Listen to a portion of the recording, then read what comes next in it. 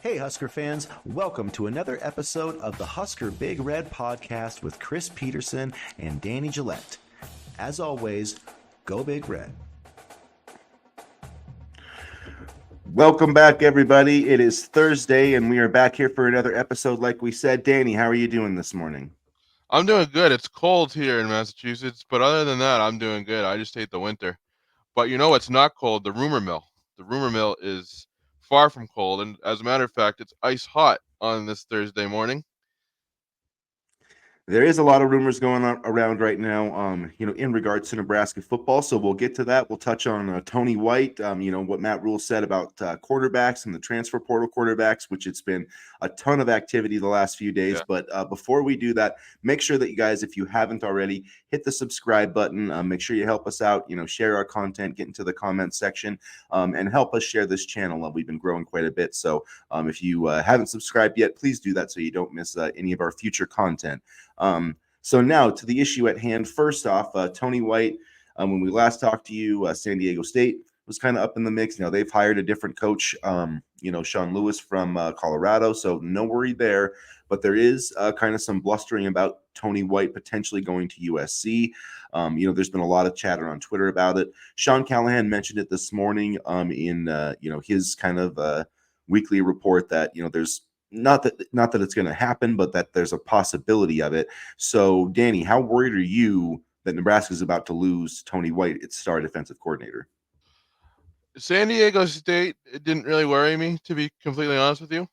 USC worries me a lot more because they have the money to pay White, and quite honestly, White would be a great fit out in Southern California. I mean, if you really look at, you know, USC as a whole this past season, it was the defense that was an issue. And historically, their defenses have never been solid. It's always something that I felt have kept them from bigger things. And, I think adding White to the defensive side of the football for USC would just, it just seems to make too much sense for the Trojans. So, quite honestly, I am a little bit worried about, White going to USC and the fact that Nebraska's too cheap to keep White, but will gladly keep Marcus Satterfield.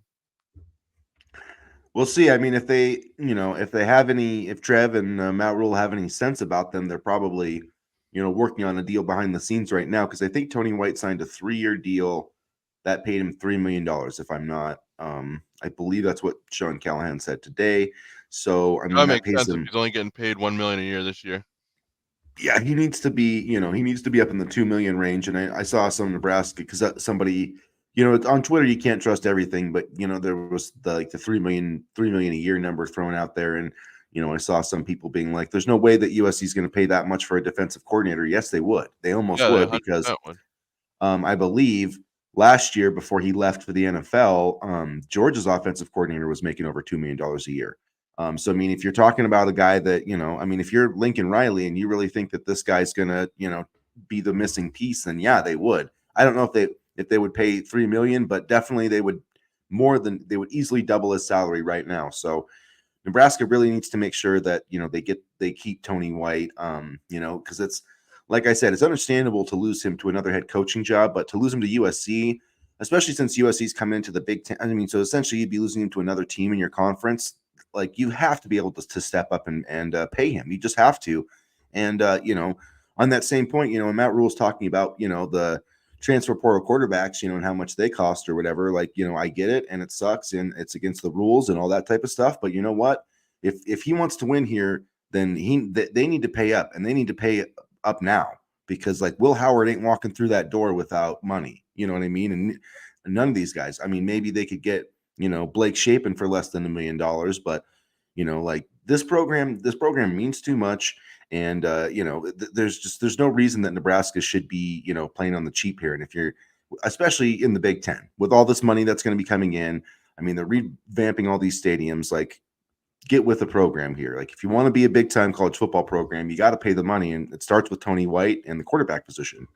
Well, I think part of the reason they're playing on the cheap is because they still have no idea what the hell they're doing with NIL. I mean, they have NIL set up, but it seems like they're very behind the times in terms of moving things quickly and getting up to speed with NIL. I mean, I think it's going to take some money to get a top-notch quarterback into the program. I mean, as you mentioned, Matt Rule said yesterday what the price tag was, and I have my doubts as to whether Nebraska will, fork over that money in whatever capacity that they do. And their NIL structure is already very disorganized, and so I have my doubts there. I hope I've proven wrong, and I hope that you know we're able to get a solid quarterback, but I think we're gonna have to pay. And I know people don't like to hear that, but that's just the way college athletics is right now, and it's better to get with the times than fall behind them. Yeah, it's interesting to me, how the NCAA is trying to break down Michigan's door, but you had a kid from Duke, Riley Leonard, and the transfer portal hasn't even opened yet. He's entered the transfer portal, and there's already crystal ball projections. Max Johnson has already went from one school to another, and the portal's not even open.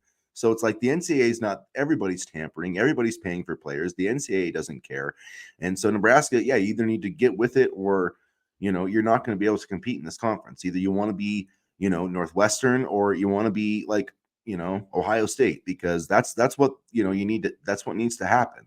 So, I mean, I'm hoping that, and to me, what it sounds like, I don't know a lot about the NIL stuff, but it sounds like that, from Callahan and from what Callahan and Sipple have said, it's really, that the NIL program really runs how Matt Rule wants it to run. And they've said, of all the problems that Nebraska has, that's not one of them, really, because it's up to Matt Rule, and he doesn't want to. I mean, I understand not wanting to pay high school kids. I guess I believe that was definitely a factor with Carlon Jones. And And frankly, I I don't can really. understand that, honestly.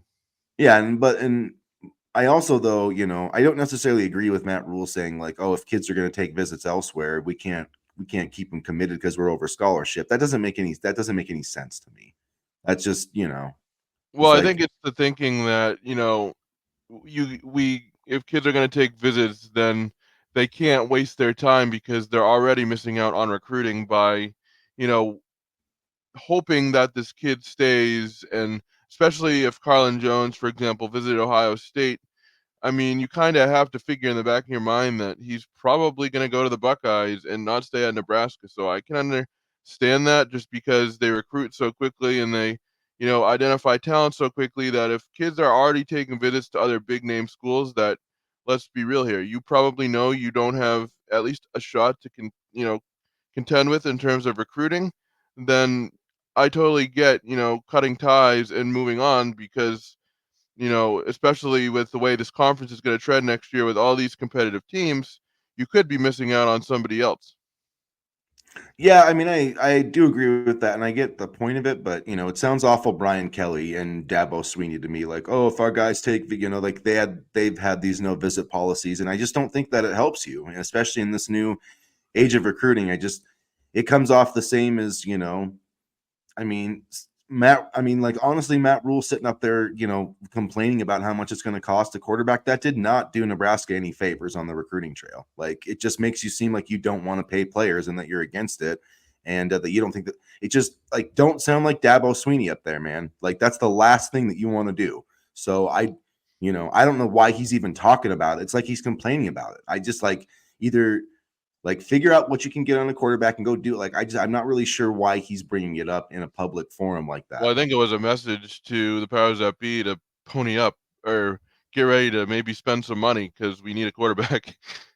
I mean, I hope so, but it also seems like that he's the one that doesn't want to, spend like that. So I'm not really sure. I'm not sure what Matt Rule's doing on that front, but they've got to, whatever happens like this, they've got to get it. They cannot, it would be a disservice to this program if they Yeah, bring back Purdy and Harburg. And frankly, while we're still on the topic of Tony White, it would be a disservice to this program if they don't make some changes offensively to the coaching staff.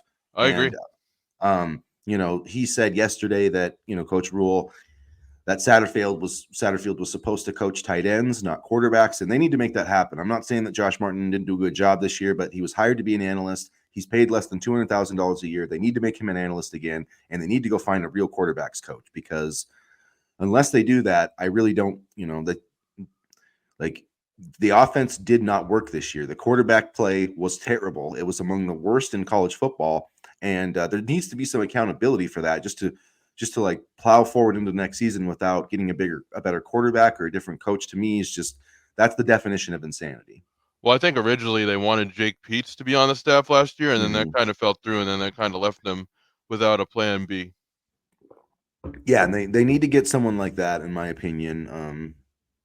So we'll see what they can do, and then if Satterfield can coach tight ends, or maybe if Tony White does leave, they make a promotion on defense, and that opens up another spot. But it's easy to just say let's get a quarterbacks coach, but who's going to lead the staff? That's the that's the thing you got to look at. But I do think that changes need to be made there, because the quarterback position, I mean, it has to be better, and it's it is going to be tough to sell, to if you have another bad season. I mean, I guess if the offense has another bad season, I mean, Satterfield just needs to go. But I mean, I'm really not feeling Yeah. good about that hire. But I mean, I'm willing to give him another chance because, like I've said before, the last like multi-year offensive coordinator we had was Troy Walters, and so we need some consistency on the offensive unit. And I get people don't really like Satterfield, and I'm not jumping around with my pom poms cheering the Satterfield, but at the same time, I think we need to give him at least another season just to see what he could do. And I think honestly, health was a huge issue last year. Not using that as an excuse, but I think once we see people healthy and people return, combined with guys like Coleman and Jalen Lloyd and things like that, I think it could be a little bit better. yeah, I mean, it should definitely improve. And it seems like that Bryce Benhurt will be back, and Corcoran, and I believe Matt Rule indicated that Ben Scott will be back. So I mean, you've got Ramir Johnson was officially announced as back yesterday too. So so you got, I mean, especially on the offensive line, though, I mean, that's three. I'd like to see Corcoran play guard, and then I'd still, Teddy played okay last year, but wouldn't, if they could go find a big time tackle, or at least a swing tackle of sorts, that would help. I do think that they need off my in the portal. My biggest needs, I think, are offensive line, linebacker, wide receiver, and I think they need a running back. I don't know yeah, if other people might not, but Anthony Grant is gone. I don't know if Gabe Urban. I think Gabe Urban has another year of yeah, he eligibility, does. and so I haven't seen if he'll be back yet. But he's just been so, you can't count on him. I'm sorry, but you can't count on his body to hold up. It just hasn't at this level. And kind of the same with Ramir Johnson. I guess you could say the same too. So really, you've got basically Emmett Johnson at this point, and I'm trying to think of who that other freshman was. Quentin Ives. Yeah, Quentin Ives. So I mean, there's some potential there, but this team really needs to get, in my opinion, like a big time receiver and a big time runner. Not a big, but just like a guy that's proven. Right. Right. No, I agree. And, I think on that same level, I think, selling a solid offensive line to, a potential running back is going to be big. And I think, in terms of, how big the Grant Bricks commitment was this week, you could sell that to a potential quarterback as well. Say, hey, if you want to come in, we have our offensive line set for the future, and these are the weapons, aka Coleman, Doss, Lloyd, and a bunch of others that we have that you can work with. And I think in that respect, it might be easier to sell if you have some of those players that can make an impact.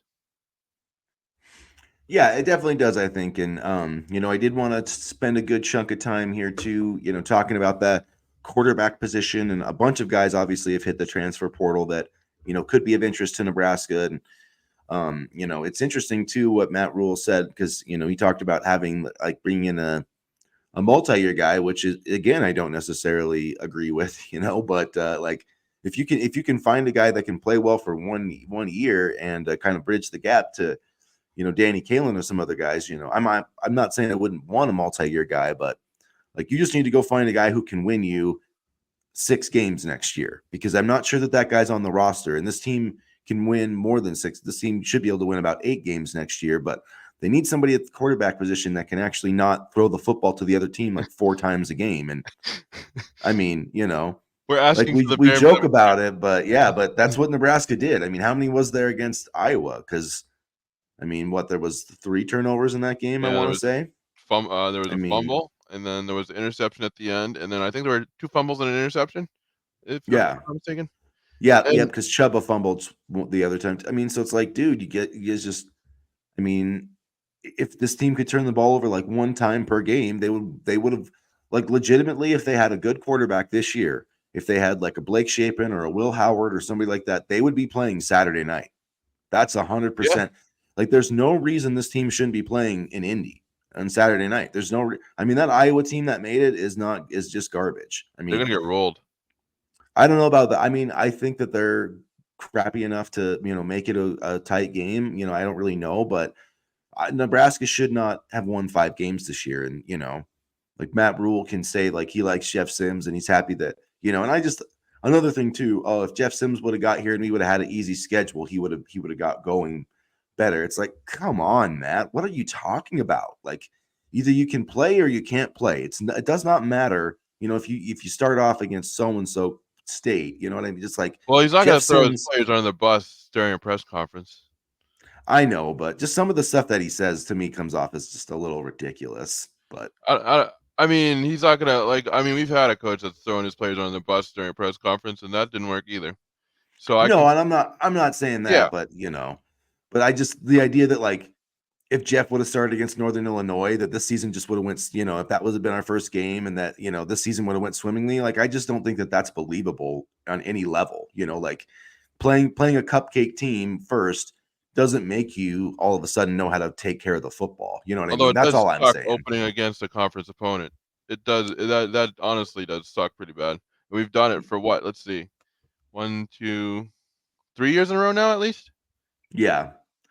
And yeah, I mean, it could have helped Jeff Sims to get some more confidence or whatever, but it's just admit that you made a mistake. Admit that you made a mistake. And I know he's not going to say that, especially the kid's still on the roster, but just he's been saying he just has been saying some things. I'm like, why are you even saying that? But that's just me. I Um, mean, he is helpful for us because he gives us a lot of information during press conferences. So, I yeah. mean, and again, to me, like I don't really take too much stock in these press conferences. It's more about the actions that follow, or what happens and what we see versus what they say in the press conferences. I mean, because a lot of it, I think, is just him trying to protect his players, which I can respect. But I mean, I think, he's just a guy that will, give the media the sound bites that they want and then go about his business. And, he's always going to try to, you know, make sure that his players are taken care of, whether it be in the media or on the field, or, he's always going to go to bat for his guys. And, sometimes that may lead to head scratching statements, but I definitely understand it. So, looking at just, basically the quarterback position, I guess, who are some guys that, that you would think are good fits for Nebraska at the quarterback position? Who on that list do you want? Well, the big one here, and I've been looking into him a lot more, is Will Howard. I mean, Howard is, a quarterback that is consistent. He is accurate. I mean, he threw for 24 touchdowns last season, only 10 interceptions. He also, can throw the football down the field. Highest his highest pass, or his longest pass for the season, was 61 yards. And he brings experience. And not only did he have a good year last year, but he also had you know multiple good years. 2022, he threw for over 1,600 yards. 2020, he threw for 1,178 yards. And you know when I look at Howard's numbers, aside from his first season, which he threw 10 interceptions, he had one touchdown and one interception in 2021, 15 touchdowns and four interceptions in 2022, and 10 interceptions last year, in comparison to 24 touchdowns. So he takes care of the football. I think he would be a great fit, for this team. And then, one of the other guys that entered the transfer portal. I believe it was either yesterday, meaning Wednesday, or Tuesday, was Grayson McCall, and he's really intriguing to me because he can also kind of take care of the football. Last year was a bit of an anomaly because he had 6 interceptions, which was his highest number, as opposed to 10 touchdowns. But 1,919 yards last year, 2,700 yards the year before, 2,488 yards in 2020, and 2,873 yards in 2021. I mean, I know some people may think that Coastal Carolina is a little bit of a lesser program, but they are pretty good. And McCall has a ton of experience, so I wouldn't mind him coming in. I know he's not a multi-year guy like Matt Rule wants, but at the same time, I think he would be a solid addition for an offense that needs to limit the turnovers and more importantly needs, experience at the quarterback room because, a lot of people say that, Purdy has had multi years of college football eligibility. And while that's true, he hasn't really had a lot of, you know, game situations and, things like that. Obviously, he played a little bit this year, but he hasn't had those consistent reps, year in and year out to make him, what's the word I want to use? Not a tangible starting quarterback, but a multi-year experienced starting quarterback. I mean, sure, his eligibility is, it suggests that he's a multi-year college football quarterback, but his playing time, is something different. So I think, McCall and Howard are two guys that really intrigue me. Yeah, Will Howard probably would be my number one option right now, just because he's been productive. He's completed about 60% of his passes in his career. He's played, he's a good play action passer, so I think that would fit well with Nebraska. 24 touchdowns this year, like you said. He runs the football. He's got 19 touchdowns in his career that way, so I feel like he would fit. Grayson McCall would be a good one. But yeah, even, I like Blake Shapen, a guy that's got like 38 touchdowns in his career. I mean, Nebraska needs, somebody that can complete 60% of its passes and can throw like 15 to 20 touchdowns next year. They don't need a superstar, but they do need somebody that can be consistent and can move the chains. And so those would probably be my top 3 options right now: McCall, Blake Shapen, and when Will Howard, just trying to be realistic. But if I had to guess, I would probably say Blake Shapen would be the most realistic option right now, because I don't think he's going to carry a huge price tag. But Which I would be fine with. I mean, I would be fine with that. that would, to me, honestly, I think it would be, that would create an interesting competition between him and Chuba. And then you still have Harburg there, and then you have Daniel Kalen, excuse me, coming in. So that would give you, I feel like, a good, diverse quarterback room. You'd have your veteran starter, a guy in Chuba that still, has some developmental ability, and then, you're kind of your guy for the future, and then kind of that, wildcat tight end, whatever you're going to be, Heinrich Harburg. I think that Heinrich Harburg is more valuable to Nebraska than any. I just don't see him going somewhere else and being a starter. So I think his best move is to stick it out here, and whether that's, as a tight end, as a special teams guy, as the, as basically the guy for the Saints. I'm always forgetting his name, the quarterback. Taysom Hill. Yeah, he can be Nebraska's Taysom Hill. Outside of that, I don't know what else he's going to bring, but so we'll see. I mean, I do think, I've heard Wisconsin with Will Howard. I've heard that name thrown around, and That would be a big blow.